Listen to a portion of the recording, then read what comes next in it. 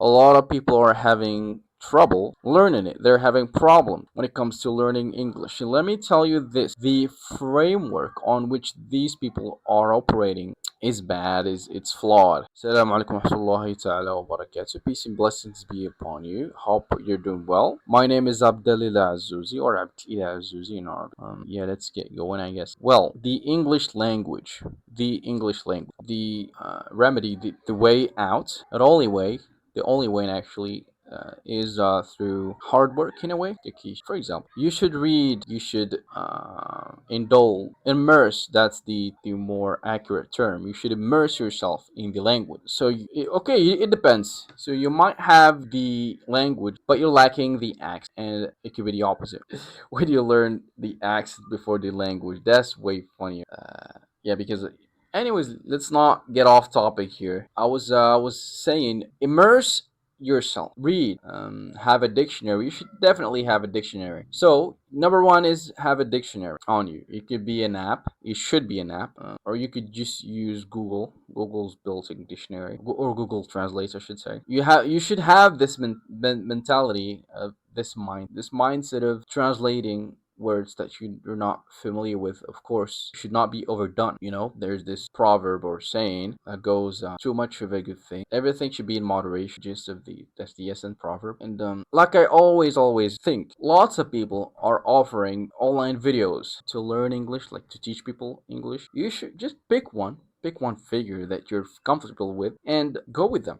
Like, we shouldn't have this dogma. Like, no, I'm following so and so. No, I'm listening to this and that. And no, these are people who are quite knowledgeable in their field. They know something about the language. You go with whoever or makes you feel comfortable learning that language, learning that thing, or being involved in that field. And that's how it works. And you should apply this. You must apply this. This is of course, my opinion. You should apply this to any other field, anything you want to learn, be it physics, be it programming, be it anything else that you might be interested in. Go with whoever makes that topic seem or sound easy. And don't neglect like the other. Like, don't be dogmatic. Don't be narrow-minded. Don't say, no, I found this guy, that guy, or whatever, this source. I'll just shut my mind to anything else other than that, or anything else besides that thing. I hope you get the idea. So you should take something from these people who are in this space. That includes the books, the Twitter, etc., etc. So I hope that clears things a bit. As for the language, like I said, just start, just begin. For the love of God, just start. It's not difficult. Trust me, it's not. It takes time. I'm not gonna say it's something you might do in an hour. It does take time, but just start today. Start now. Don't get around to it. Start today. Like it could be as easy as picking a book or watching videos daily on a daily basis. I've heard that if you want to speak, you should listen. If you want to write, you should read. If you want to have the best outcome in each of the skills, like I would call them modalities, but skills, talking about listening, reading, etc., etc. It's better when you have an idea of what the output should be like. Like, I want to discuss things in English. I have no idea what that should sound like or what that would be like, because it's something brand new to me. Like, say this is my first time learning English. This is my first time learning the language. I would love to speak the language one day. I would love to be able to talk in English one day. Or someday, it would be good to be able to write long texts. Maybe a book, why not? That's a long stretch, but yeah.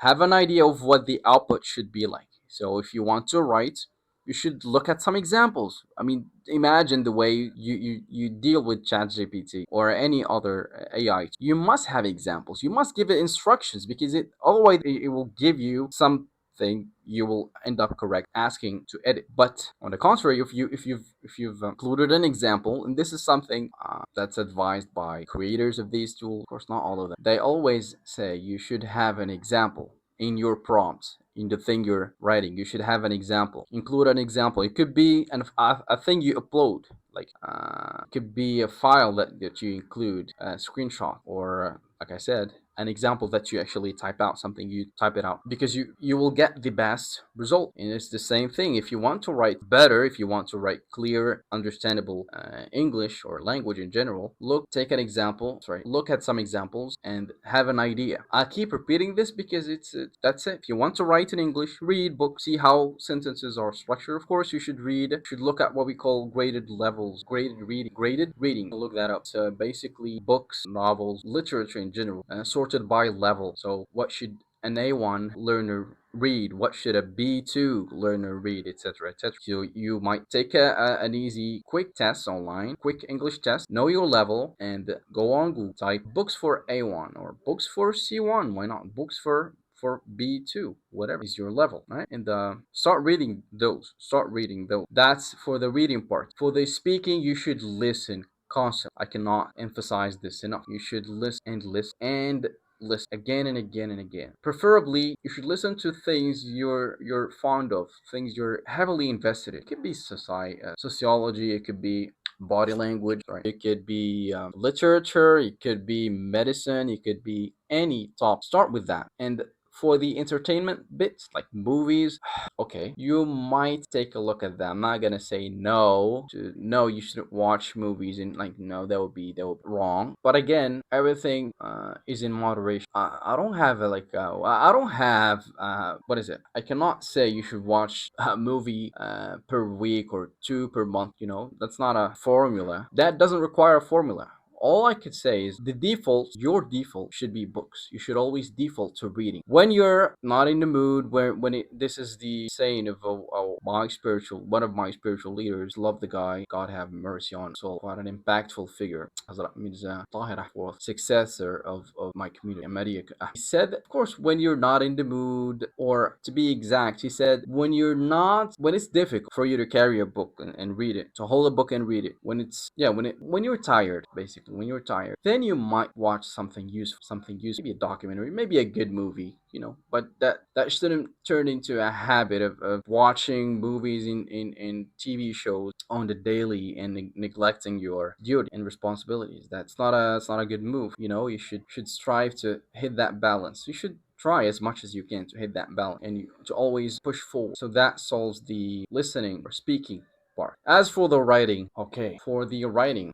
I recommend these writing prompts or journaling prompts, or you should have a notebook. These can be found online. You could just Google writing prompts or journaling prompts. And in essence, these are like one sentence, maybe one paragraph, a small, tiny paragraph of two sentences, or a bit, whereby they prompt you to write more.